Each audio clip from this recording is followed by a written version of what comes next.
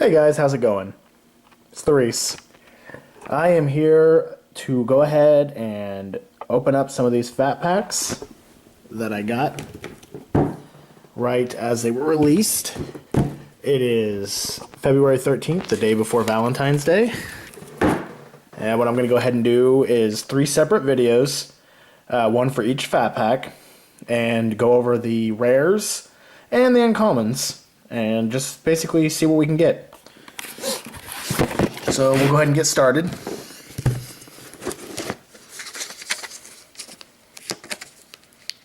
Get into this here any way we can.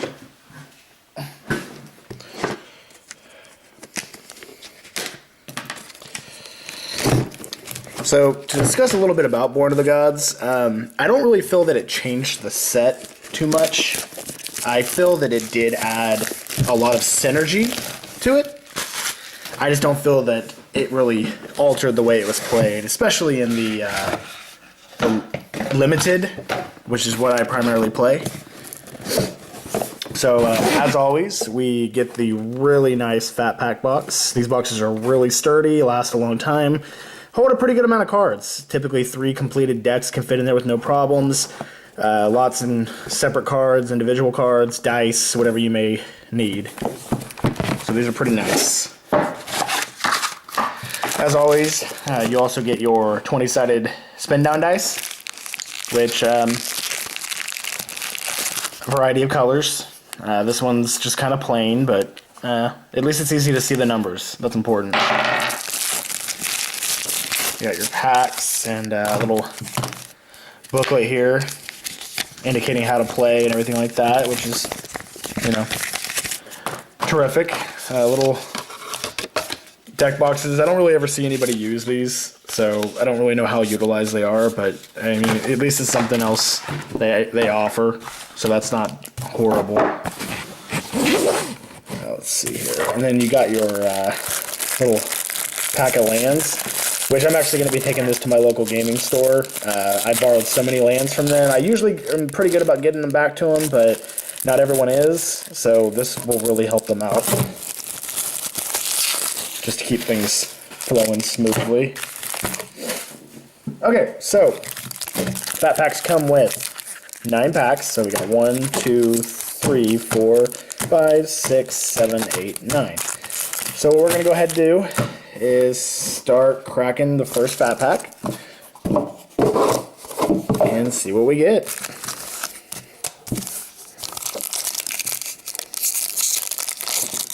By the way, when doing these videos, if you have any positive comments or any critiquing you'd like to do about something you'd like to see me do better in the future, or something that you'd like to see in general, please let me know.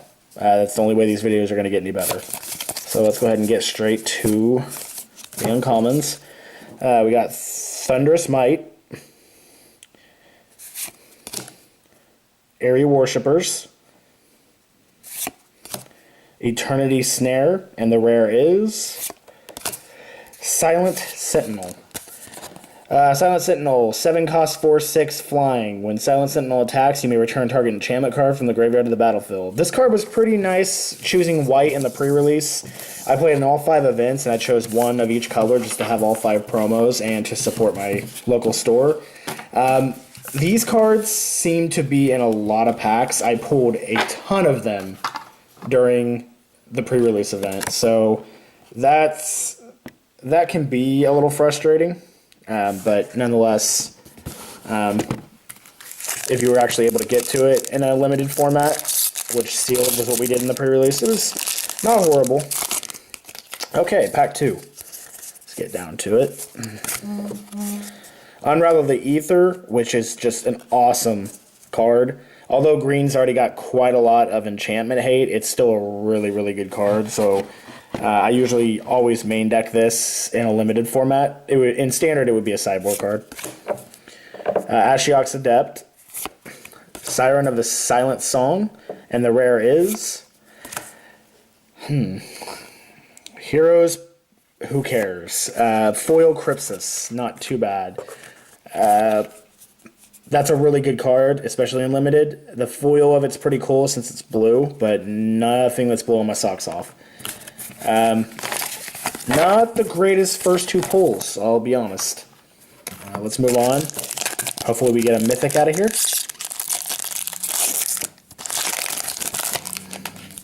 Let's get to it. Springleaf Drum, which is definitely a card that can be good, especially if you're trying to get fixing for a limited deck. So Springleaf Drum, not too bad. Black Oak of Odinus, kind of the typical pump black action card that you see in a lot of formats. I don't know if I'd play it being a defender, but maybe in limited, just really depends. Drown in Sorrow, very good card for black. Just with everything that they have mixed with it right now, -2/-2 until end of turn, scry 1. You've also got Bile and Blight, which I think is an amazing card, and whether it's standard or limited, it's an amazing card. And then you've also got things like Quag of Sickness, which is still, or Cag Sickness, so however it's pronounced, which you still got cards like that that just have really good synergy together. Also, things that people don't think about with this card, you could always Curse of Swine and then wipe the board with them, as well as Bile Blight, since they all share a creature type. The rare in this pack is Champion of the Stray Souls.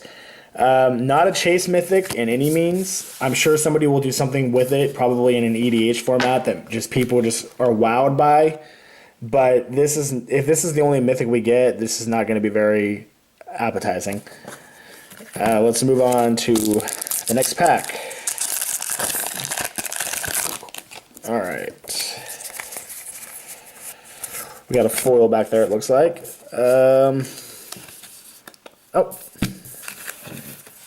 Okay. Fitterstep Eidolon, which is actually a really good bestow creature. I'm glad they kept the bestow mechanic a little bit in this, so this is really cool. +1/+1, can't be blocked. Everflame Eidolon, really good bestow creature. People underestimate fire breathing, and they should not, because that's basically what this thing gives, and it, as well as +1/+1. Silent Sentinel, so it looks like we did that again. There's the other one, the Black Oak of Odinus. And Silent Sentinel, which again, I'm not joking when I say they put way too many of these out. I don't think it's necessary to print so many of one card. I've pulled so many of these that there's no way that it's a coincidence. They have definitely put more of these promo type rares in packs than anything else. I've opened over, not including what I'm opening now, I've opened over 80 packs, and I have yet to see a Bramaz or a Xenagod, which is what we're calling the Xenagos God, and it is actually somewhat disappointing. Swordwise Centaur foil. Pretty cool looking, really good card in limited. People hate this card, and I am a big fan of green, blue, in this particular block in limited. Anybody I play with will tell you that. Let's move on to the next pack, and let's hope for something that's actually going to bring value to us, or something that we can actually play.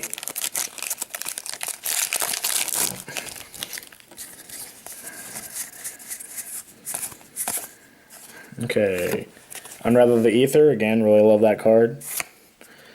Ragemonger, pretty interesting card here. It reduces the cost, it's one of the few cards I've seen that actually reduces the color costing instead of the generic mana cost of Minotaurs, and like most Minotaurs, it's a 2/3.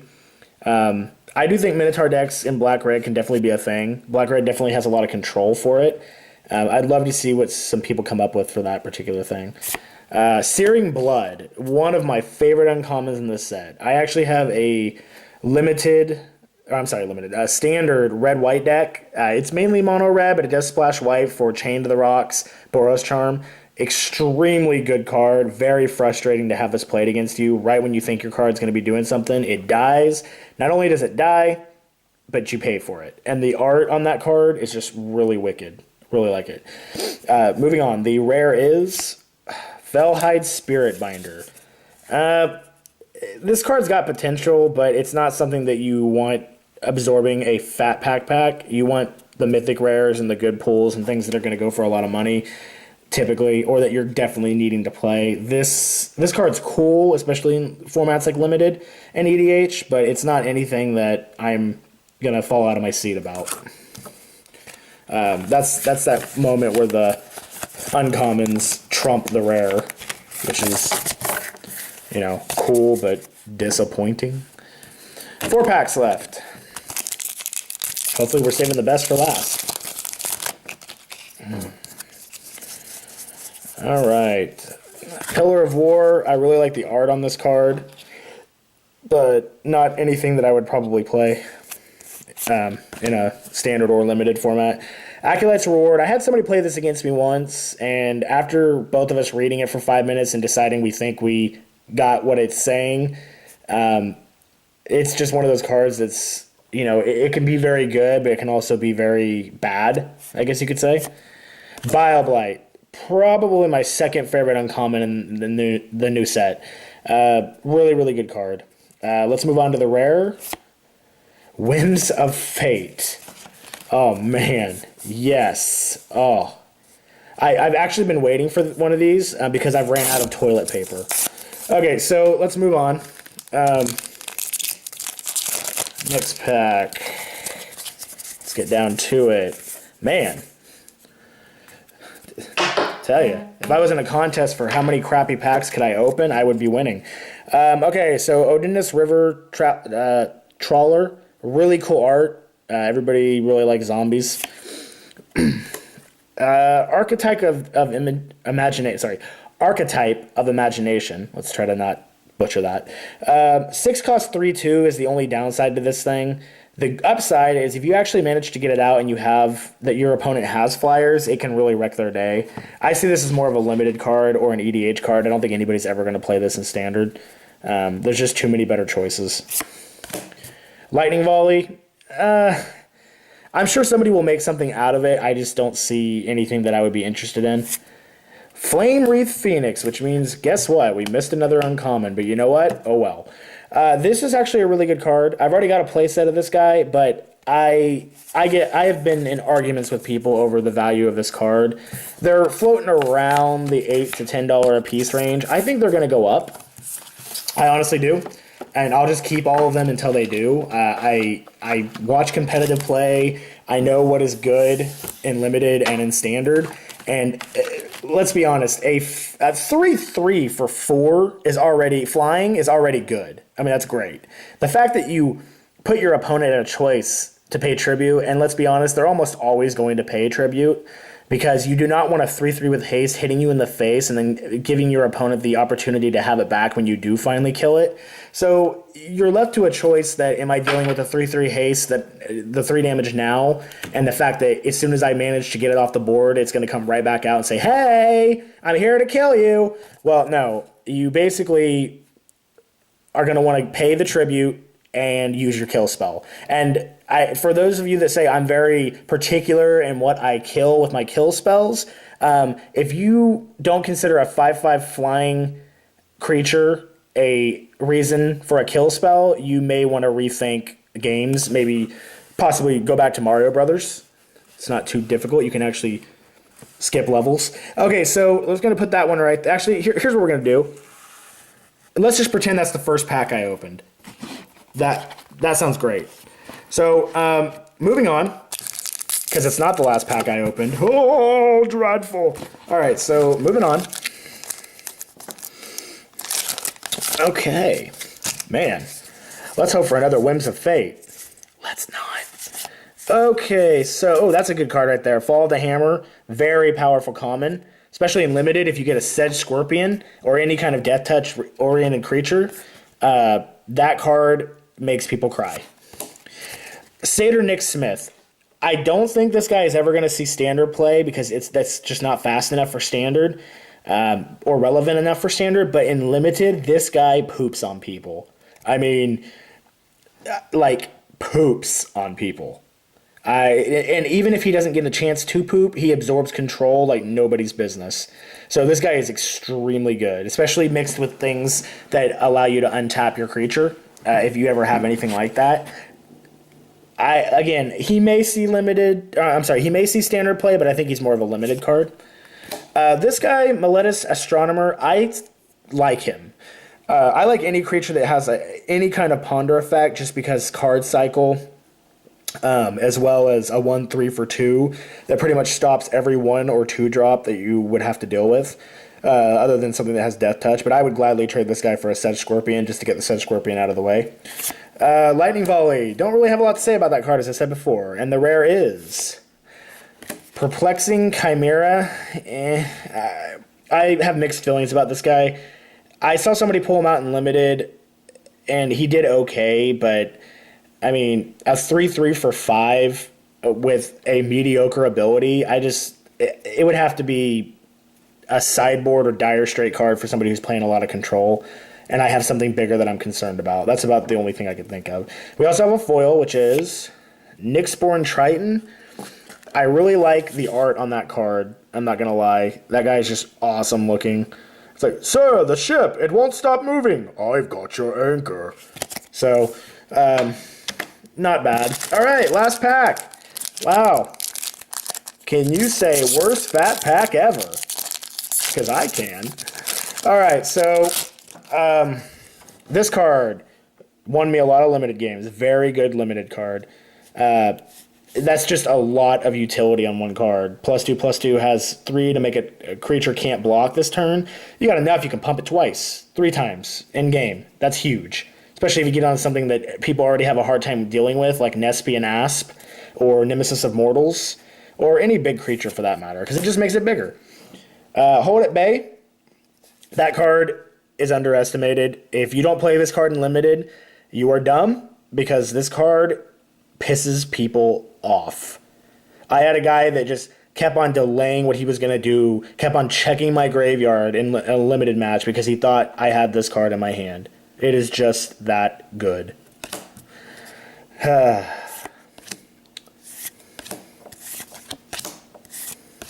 Stratus Walk, also very good. A 2-cost spell that allows your creature to have flying. Yeah, it maybe only can block flying, which kind of makes you think that it's like a black card for a penalty like that. But honestly, not that bad of a penalty, not to mention you put on something big and just beat the crap out of them, you're almost always going to be able to win a race. Not to mention you get to draw a card. That's just value. Nyxborn Shieldmate can be decent, and pretty cool art. Ferris Band Tromper card's really cool. Mixes really good with Kiora's Follower. Asphyxiate. Just what black needed, another kill spell. Thunder Brute. Cool looking guy. Not horrible. Archetype, I can never say that damn word. Archetype of Courage. Pretty cool card. Very good in a mono white deck. Another Bioblight. Really like this card. And the final rare is Fated Intervention. That may be the worst fat pack I have ever opened. Instant cast. Yeah, pay 5 to put 2 better fat packs into play. Okay, let's move on to the next fat pack, which I'm going to actually do in a separate video. So if you like what you see, guys, and you want to see more, I'd really appreciate the opportunity. If you are local to Owasso, Oklahoma, or even in Tulsa or Claremore or any other places, come see us. Six Killers Gaming House. Okay, we play there all the time. I mean, weekends are the most popular times, but we're there all the time. And just come out and see us. Share your comments. Subscribe if you like what you see. Hopefully we can do more for you. Okay? This is Reiss, and I hope you enjoyed.